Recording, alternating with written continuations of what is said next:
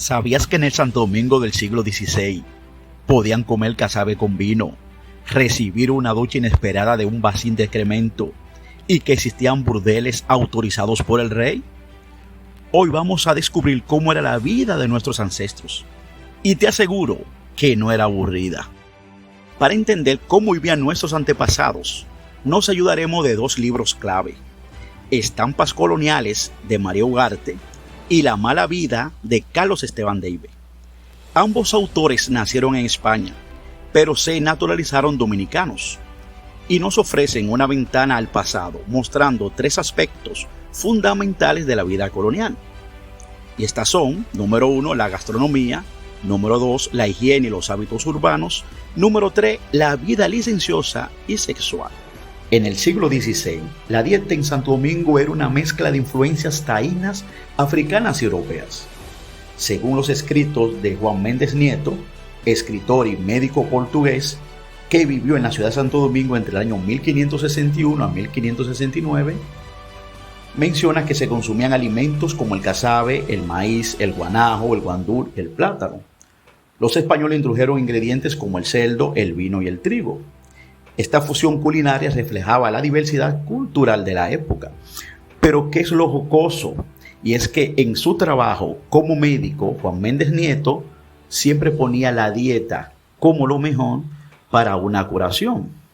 Por eso vemos en el libro relatos memorables, como el de una viuda de 30 años de edad llamada Isabel de Varas, que padecía problemas por abstinencia sexual.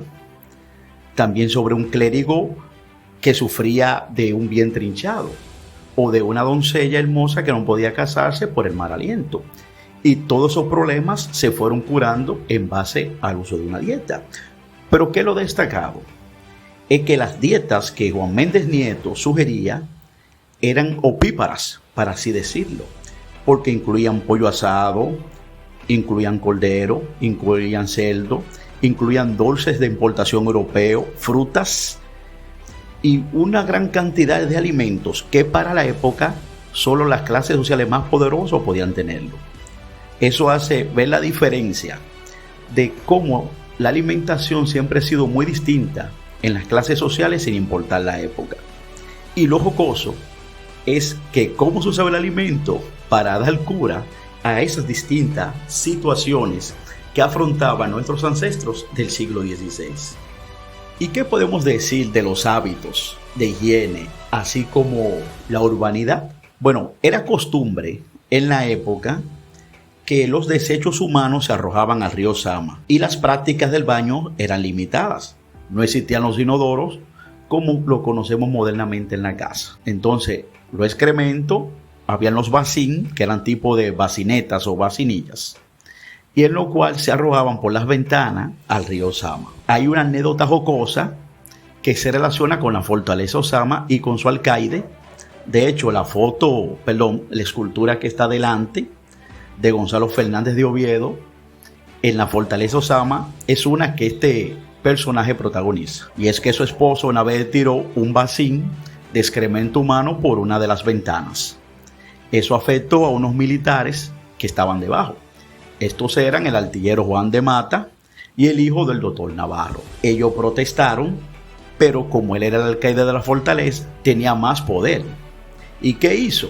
Que los afectados, o sea, con quien debían excusarse y pedir perdón, fueron los que fueron afectados. Y fueron castigados con ser expulsados 6 meses de la ciudad de Santo Domingo. Aunque luego el rey de España, Carlos I, desestimó esto y le permitió volver a la fortaleza Osama para disgusto de González Fernández de Oviedo. Esto fue un hecho que ocurrió en el año 1550. Y es jocoso porque nos enseña lo que es la pequeña historia. La historia que no narran los libros. La historia que debemos buscar en los documentos y que nos transmite cosas que pasaron en la vida cotidiana que por lo general no se registran en los libros, pero que también nos enseña y también producen cierta jocosidad. De la obra de Carlos Esteban Deive, La mala vida, plantea una situación que se da, que en Santo Domingo, por ejemplo, el primer burdel es autorizado por el mismo rey de España, Carlos I, en el año 1526, una concesión que se le hizo a Juan Sánchez de Sarmiento. A partir de entonces surgieron una multitud de burdeles, sobre todo sobre todo en la parte de las afueras de la ciudad. Y eran zonas donde se creaban estas mancebías. Era el nombre que se le daba a los burdeles en aquellos tiempos.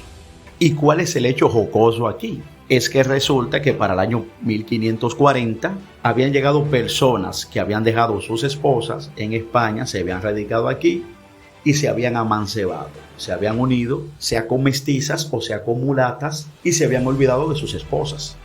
¿Qué pasaba? Que el relator de la audiencia, en ese caso Lope de Valdesí, era el encargado de juzgar a las personas que vivían amancebadas. Y periódicamente la Real Audiencia, junto con la Iglesia Católica, perseguía a las personas que vivían sin estar legalmente casadas. Pero ¿qué es lo que resulta? Que el mismo Lope de Valdesí tenía 3 mujeres amancebadas también. Y cuando vio que el asunto no le convenía, prefirió dejar los asuntos así. Entonces estos relatos reflejan una parte de cómo era la vida social y cultural del Santo Domingo del siglo XVI. Estos relatos nos muestran una ciudad vibrante, llena de contraste y complejidades. La gastronomía, los hábitos de higiene y la vida social en el siglo XVI eran reflejo de una sociedad en constante evolución, marcada por la interacción de diversas culturas. Quisimos traer este tema como de manera de paréntesis y apartando un poco de la cronología que hemos llevado, para que conozcamos también la historia que no se cuenta, la historia de cómo era la vida cultural y social en el siglo XVI. Si te interesa seguir recibiendo contenido como este, deja tu like, suscríbete y espera para el próximo video.